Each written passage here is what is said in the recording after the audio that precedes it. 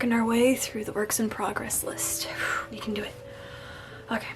Hello everyone and welcome back to another video. I am talking a little bit quieter right now because I have some sleepy boys upstairs that I do not want to wake up. Any parent should know that. You let them sleep. That's why I'm talking so quiet. Today I'm going to continue working on some works in progress that I have. And that is a bunch of thrifted items. I have these three. I have a few more in my pile of stuff that I'm trying to avoid because I need to narrow myself to only a few projects so that I can actually accomplish them rather than pick out too many projects and then just never finish any of them, which is pretty much what happened with these. Let's see what we have to work with today. Starting with my first garment, it's this black floral dress that I found and love the pattern and the amount of fabric that it offered to play with. I knew it was also too big, but I couldn't leave it behind since I've been looking for a fabric like this for the longest time, and luckily enough, it already had this beautiful tiered skirt.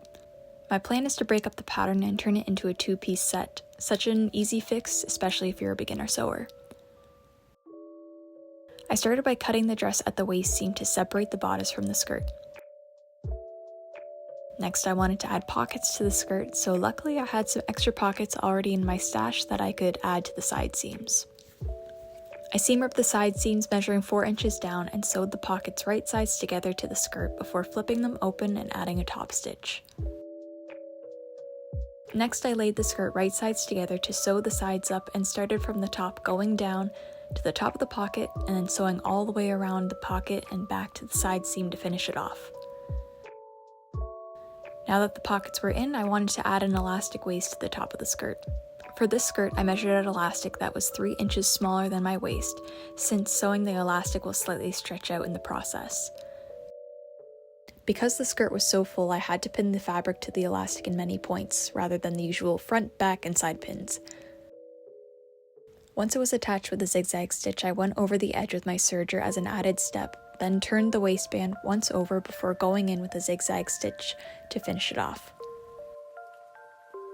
Last minute, I also added in this ribbon to cinch in the fabric for this extra added detail.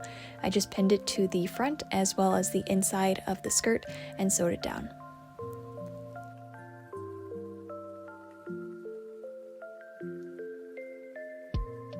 Lastly, for the top, I wanted to do a simple resize and pin the top while it was inside out to mark where the edge of my shoulders sit, along with taking in the armpit and the waist, making sure to keep it still roomy enough to take it on and off.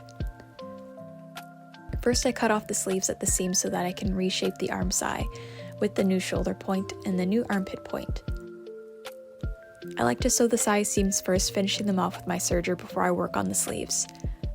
Once that was done, I like to lay out the sleeves to follow the new arm side to measure how much I need to take off, again following the previous sleeve shape. I opened up the sleeve hem before I sewed the sleeve seams together, then refolded the hem and top stitched it back into place. Last thing to do is attach it to the shirt and finish the edges, and it's done.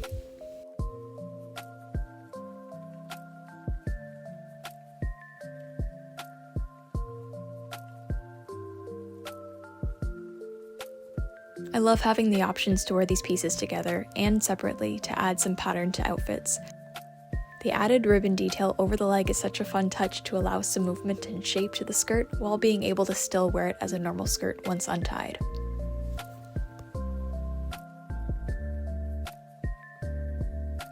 Next up was this romper that I purchased from the store Nothing Fits But, and originally bought as a maternity outfit, but the fit was always a problem and it was too short-waisted and pulled in some weird places. I thought this would be actually really cool if I could transform this into a pair of pantaloon pants with suspenders. I started deconstructing this almost a year ago, and since then I've taken out some fabric from the top of the pants to lower the waist and detaching the straps and removing the smallest zipper.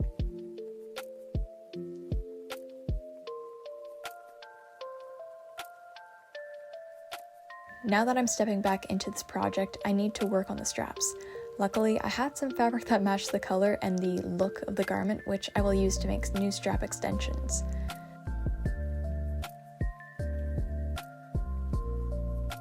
I started out by measuring the width of the strap and doubling it, then adding 1 inch for the seam allowance. I cut out about 24 inches for each strap before I folded it in half and sewed down the side. Next, I took a pair of long tweezers I used for threading my sewing machines and started scrunching the tube around the tweezers so that I can grab the original strap and pull it through the new strap to meet at the new end. Lining up the side seams, I then sew across the strap edge, grading the seam by clipping away the extra bulk of the corner and performing the magic trick of turning it inside out and having one big long strap fully lined. I did a quick top stitch around all of the strap edges and that was finished.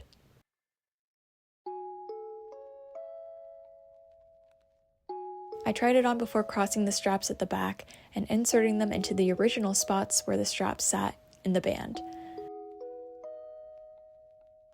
A nice top stitch to finish them, and now we can move on to the pantaloon aspect of these pants. I wanted the versatility of making the pants able to be worn gathered or straight, so I added in a channel of fabric to the end of the pants. I wanted a little bit of a ruffle, so I pinned a strip of 2 inches by 40 inches of fabric and folded in the edges and placed it 3 inches above the hem. I pinned it starting from the outside seam, working my way around the leg to meet again at the outer side, and folded in the edges before I sewed them down with a top stitch. I had this bias tape on hand and did a top stitch to turn into a drawstring to feed through the new channel. I made sure that it was 3 inches longer than it needed to be to fill the width of the leg so that I can stretch it out and not lose the string inside the new channel. But after that was inserted, the cutest pair of suspender pantaloons was finished.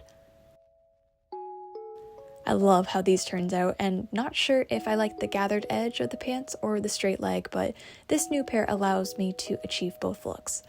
Let me know in the comments what you prefer because I'm definitely torn. Also, how good is this color match for the fabric? I was so proud, especially since that the fabric that I used was also thrifted. And now we can move on to the last thrift flip.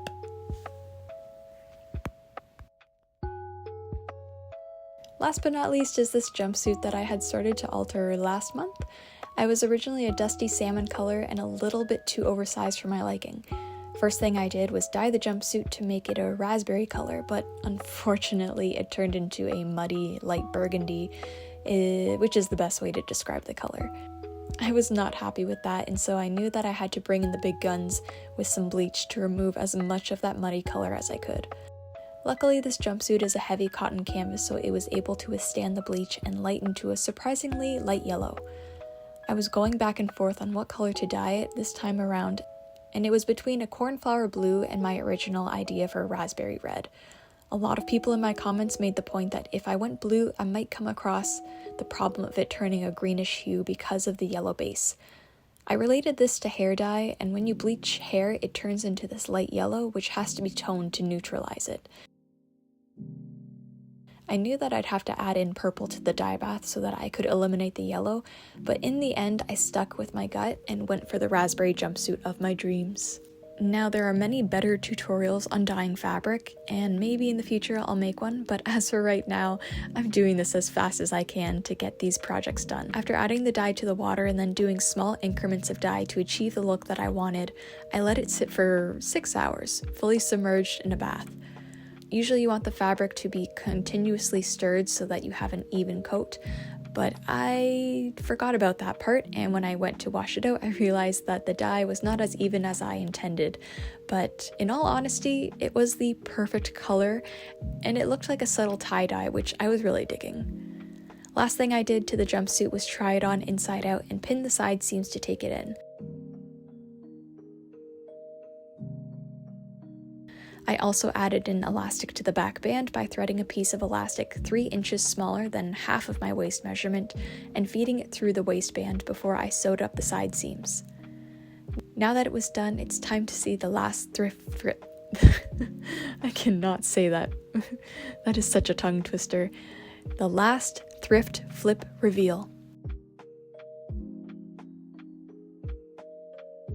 This one might be my favorite. The color, the added surprise of the tie-dye, the new fit of the jumpsuit, it just makes me so happy to have this in my wardrobe for fall. Usually I like to monitor my scrap waste for the projects that I make, and for these 3 projects I was left with only these few little scraps, so I'd call that a win on my waste management. I'm so happy. These turned out exactly, if not better than what I was hoping. So this August I've been trying my best to get through as many of the works in progress as I can. I had over 10 or 11. I think I lost count because I kept finding more and more as I went through my sewing room. So now that I've finished these 3 plus the embroidery yoga top that I had made last week, I'm feeling really good about accomplishing a lot of things on my list. If you'd like to see what else I'm going to be posting out, you can always check out my Instagram and my TikTok. I usually post some little extra bits here and there. Check out my last 2 videos about the yoga top, and then also the one before was about finding all of the works in progress that I'm going to be working on this August. I'm really trying to bust down as many as I can so that I can feel good about starting new projects, because there's nothing worse than seeing a pile of neglected projects and then fully ignoring it and working on something else. It needs to be addressed. I needed to fix that, so that's what I'm doing this month. If you like my channel and you want to support it, I make a lot of these videos in my spare time, and it does take a lot out of me because I am working full-time, taking care of 2 kids, and trying to keep my house from looking like an utter disaster. If you want to support me, I made a membership for my channel. I don't expect anyone to join it. I just put it out there in case anyone would like to. I tried to make it as reasonable as possible. So that's it for this video. I hope you enjoyed it. Until next time, I hope you have a wonderful day. Bye.